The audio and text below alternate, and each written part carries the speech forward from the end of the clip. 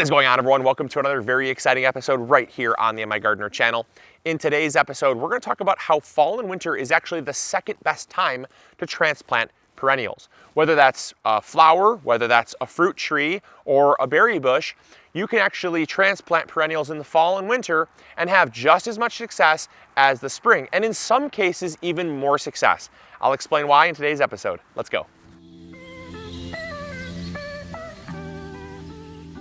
So when it comes to perennials, they have what's called a dormant season. And that means that they drop their leaves and they prepare themselves for the spring. They're not evergreens, they're not pine trees. So when they drop all their leaves, they essentially have all these bare limbs. And those bare limbs do have some moisture in them. They do have the capacity to sprout leaves in the spring, but they don't actually have the energy. The energy is found in the roots. The energy plus the capacity equals the tree coming out of life in the spring. And so these are just placeholders. And so what it allows you to do as a gardener is to take a dormant plant with the energy still in the roots and transplant it, and all of this will still be a placeholder in the spring. What you don't want to do is you don't want to transplant when the plant is coming out of dormancy, because that's when any damage you do to the root system, which is inevitable. I don't care if you're digging up a plant or you're transplanting a plant that was already dug up, there will be damage to the roots. And that damage can cause stress to this placeholder, right? And we don't want to do that because this only grows once. The energy in the roots only is found one time. Once one is gone, if this grows leaves and drops the leaves, the energy that it took to grow those leaves is gone. If the energy is in the roots and it goes away, it cannot have more energy to regrow. And so that's really where you end up killing and losing a lot of your perennial trees and even fruit bushes and flowers and stuff like that, is by extinguishing that energy. And the best time to take advantage of that energy store and make sure that you reduce stress is in the either fall and winter or the spring. All right, come with me. I got a black currant that I got to dig up, and I thought it'd be a great opportunity for me to bring you guys along because I'm actually gonna be digging them up, putting them in these pots here, and giving them away as Christmas gifts to some family. Let's go. All right, so I've got this black currant here, and I planted this about 4 or 5 years ago. It's grown so much, and since then I've had a lot of family and friends asking for plants, but unfortunately it hasn't been the right season because you don't want to just pull from it while the plant is still growing and while the season is going on.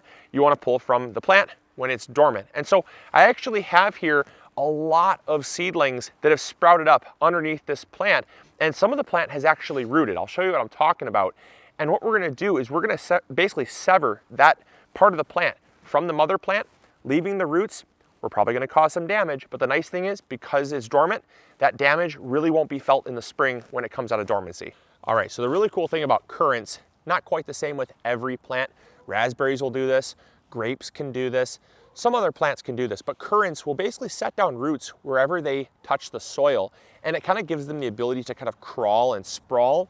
Does make them a little bit of a space hog in the garden, but it's great, especially if you want to be able to give away plants to friends and family. So we're just going to kind of come underneath here, and we're going to find baby plants coming from this mother plant here, because what's happened is as this bush has grown, it essentially has set down roots where some of the stems have touched soil. You can see here on the outer plant, there's some roots here on this stem that's literally just growing, and then it grows another little mini bush right there. You can take it, snap it right off. It's now detached from the mother plant, but these roots, you can set this right in soil, and now you have a whole new black currant bush like that. Or if you are not quite as lucky to have those out accessible, you can come in really close to the center of the plant, where it's very common for older branches to kind of touch the soil when they get heavy.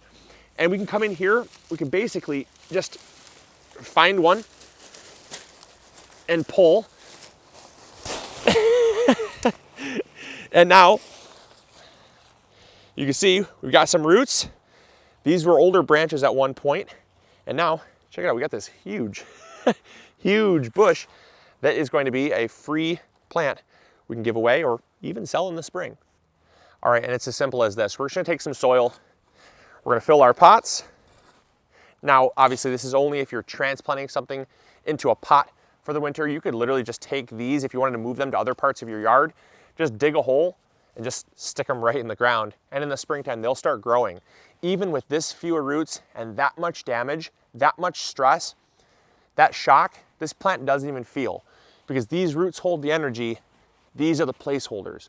Now, it is really important to match the roots to the amount of branching spots that exist.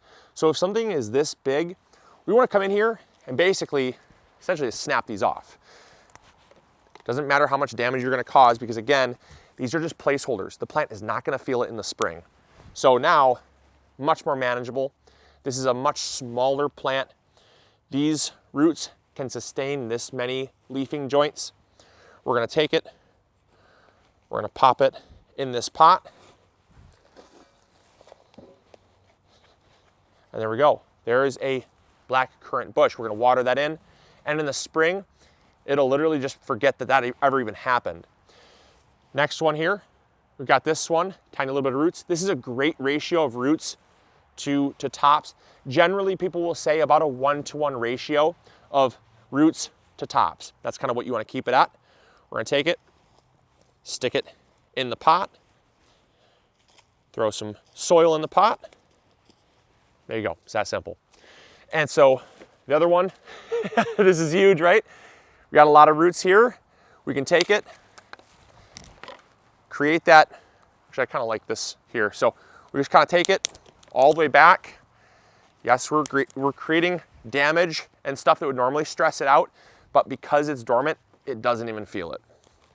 All right, we're gonna take these, and obviously if I had pruners too, it kind of help, but we're doing this quickly because it's cold out. So there you go. We got a decent amount of basically leafing joints there. Take the roots, pop it in the pot, take the soil, fill her up. It is that simple, you guys. Really, really simple. And again, let's say I didn't want to give these away to friends and family. Let's say I wanted just to plant them throughout my yard. You could just take it, dig a hole, pop it in the ground, just like this. Water it in well, and you're good. They'll start to grow leaves in the spring. Those roots that exist, those will start to just create new root fibers. And again, you'll kind of forget that that ever even happened. So there you go. It's super easy to transplant in the fall. Again, these really won't even realize that they've been ripped up, tore up, damaged in any way. They're just going to start to thrive in the spring. Now, the final thing I was going to say is, regardless if you're transplanting a potted tree or you're taking a cutting and kind of a propagation from another plant, you still want to make sure that you don't fertilize. This is a really big mistake that a lot of gardeners will make, is they will want to fertilize in the early spring or when they transplant. So when I give this away as a gift, I will tell my family, when you plant this in the spring, do not fertilize it. If you just took this plant out and you wanted to move it to different parts of your yard, do not fertilize it. The reason why is you want to encourage those roots to actually go out and move and find the nutrients in the soil. That's their job. If you give them nutrients right here, it's actually going to stunt their root development, and then you will start to see some stress and some dieback once those leaves start to form. You want to get the roots to actually move throughout the soil first.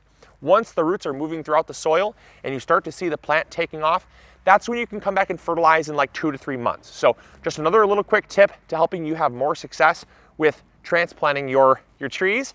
And so I hope you guys enjoyed. Hopefully you all learned something new. And as always, this is Luke from the MIgardener channel, reminding you to grow big or go home. We'll catch you guys later. See ya. Bye.